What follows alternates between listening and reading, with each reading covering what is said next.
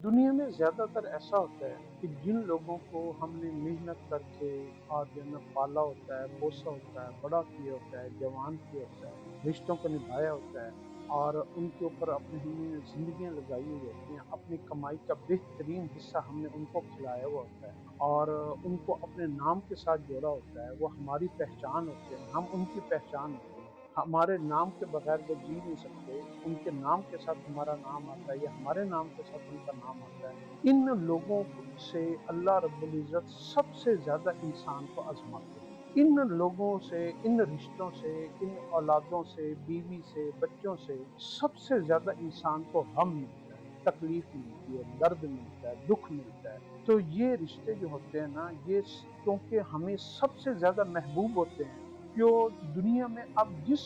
चीज़ से भी सबसे ज़्यादा मोहब्बत करेंगे और उसको चाहेंगे ना, वही चीज़ आपके लिए सबसे बड़ी आज़माइश बन जाएगी। इसलिए दुनिया में अपनी मोहब्बतों को भी काबू रखा करें, अपनी चाहतों को भी काबू रखा करें और रिश्तों के दरमियान जो है ना तवाज़ुन रखा करें, बैलेंसिंग रखा करें, क्योंकि ये रिश्ते जो है ना बाद में बड़ी तकलीफ का बायस बनते हैं। आप देखिए ओल्ड एज होम्स जो है ना इससे भरे पड़े हैं कि माँ बाप ने अपने बच्चों को पाला पोसा, डॉक्टर इंजीनियर पता नहीं क्या क्या बनाया और अब जो है ना वो ओल्ड होम में बैठे हैं, किसी के 5 बच्चे हैं, किसी के 6 बच्चे हैं, 10 बच्चे हैं, एक भी उनको रखने के लिए तैयार नहीं। इसी तरीके से मियाँ बीवी के दरमियान भी ऐसे इख्तलाफात होते हैं कि बीवी ने खामिद के लिए जिंदगी कुर्बान की, खामिद ने बीवी के लिए जो है ना सब कुछ उसको खिलाया पिलाया, लेकिन कभी इख्तलाफात होते हैं तो सबसे ज्यादा दर्द एक दूसरे से मिलता है। कभी बीवी का कसूर होता है तो वो जो है ना खामिद को सबसे ज्यादा दर्द देती है, कभी खामिद का कसूर होता है तो वो बीवी को सबसे ज्यादा तकलीफ देता है। तो दोनों में फरिश्ते तो कोई भी नहीं है, किसी से भी कोई गलती हो सकती है।